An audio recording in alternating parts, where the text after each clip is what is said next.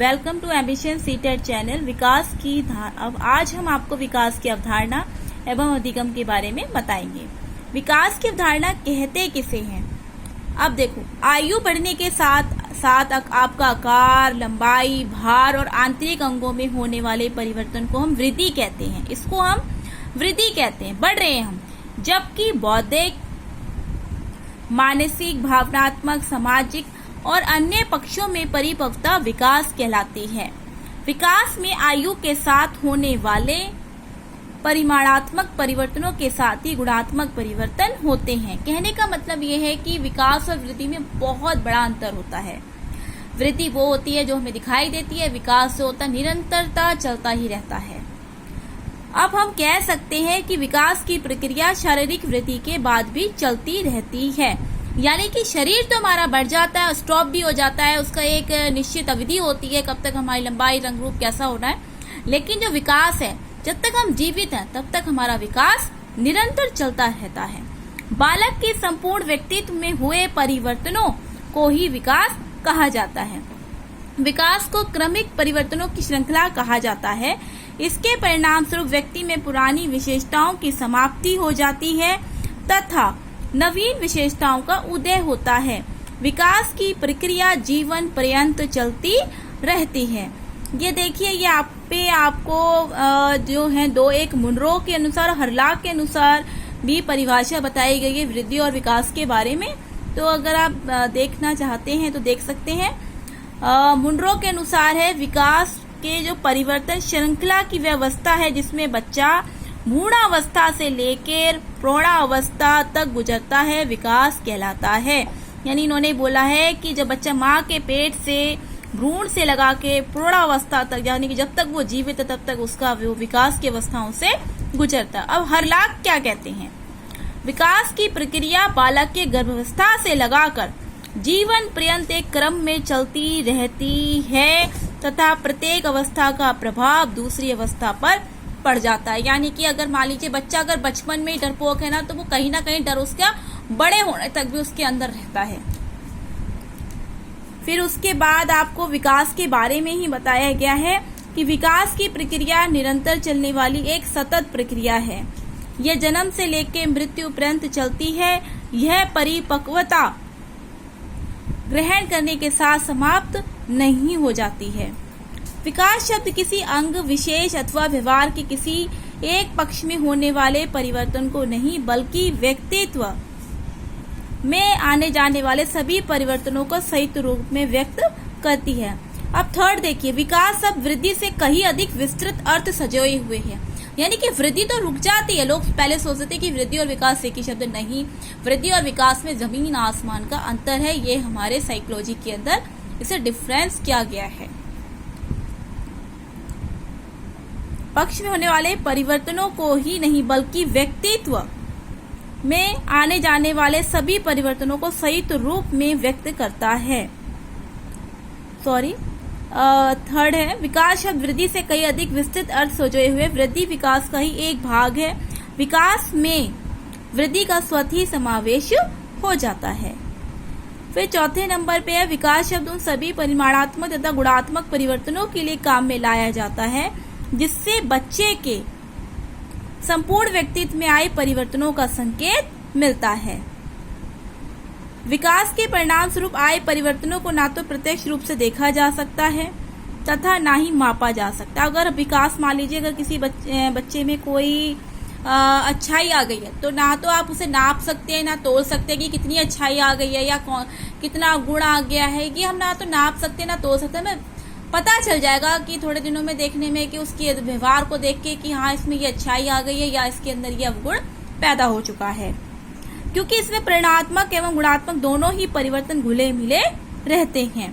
इस प्रकार से संयुक्त परिवर्तनों को विशेष मनोवैज्ञानिक विधियों द्वारा ही मापा जा सकता है।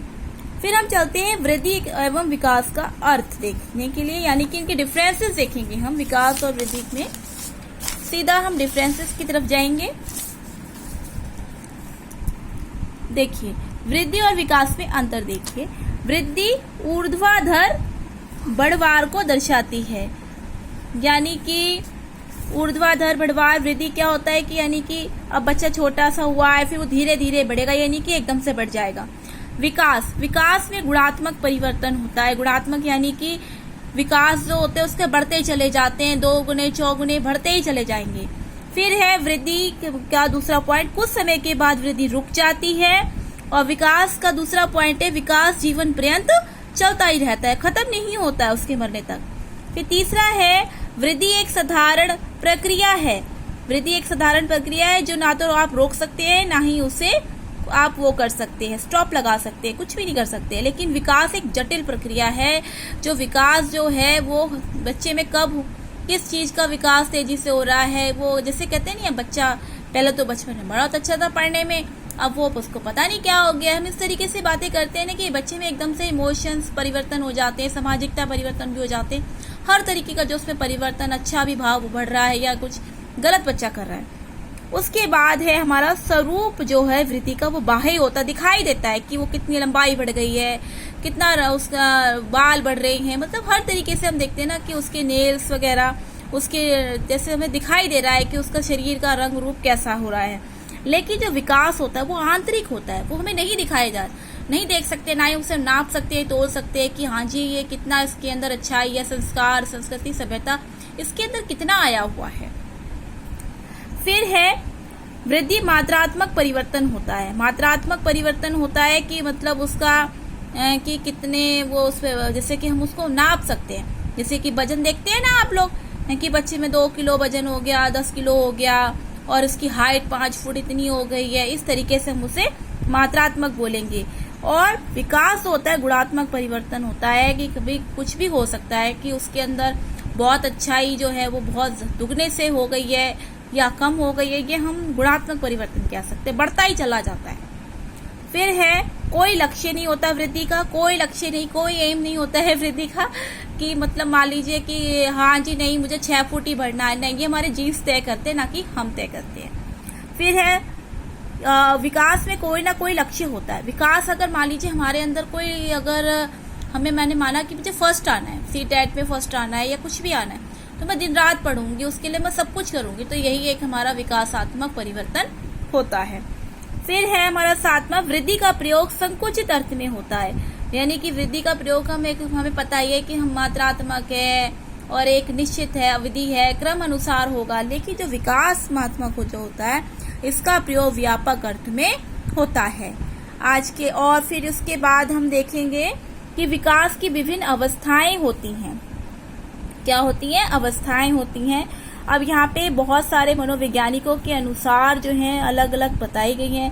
कार्ल सनिक के अनुसार बताई गई है गर्भावस्था यानी कि गर्भाधान से जन्म समय तक, फिर शैशव अवस्था जन्म से 3 सप्ताह तक, फिर प्रारंभिक शैशव अवस्था 1 महीने से 15 महीने तक, फिर उत्तर शैशव 15 से 30 महीने तक, फिर पूर्व बाल्यकाल 2.5 से 5 वर्ष, फिर मध्य बाल्यकाल 5 से 9 वर्ष, फिर उत्तर बाल्यकाल 9 से 12 वर्ष, किशोर अवस्था 12 से 21 वर्ष। लेकिन इसमें से अगर देखा जाए तो इसमें जो सबसे ज्यादा फेमस है वो जीन पियाजे के अनुसार है। जीन पियाजे ने क्या बोला था कि संवैधानिक स्थिति जन्म से 2 वर्ष यानी कि जिसे हम ज्ञानेंद्रियों का विकास कहते हैं, फिर संकल्पना एवं प्रतिक्रियात्मक विचारों की तैयारी अवस्था 2 से 4 वर्ष, विवेचना रहित विचार अवस्था 4 से 8 वर्ष और वैचारिक क्रिया अवस्था 7 से 12 वर्ष। इसमें हर लाख का भी दिखाया गया, आप देख सकते हैं। और आज के लिए इतना ही। तो आपको मेरा जो वीडियो है कैसा लगा, आप मुझे लाइक कीजिए, सब्सक्राइब कीजिए, व्यूज बढ़ाइए मेरे। तो नमस्ते, आज के लिए इतना ही काफ़ी।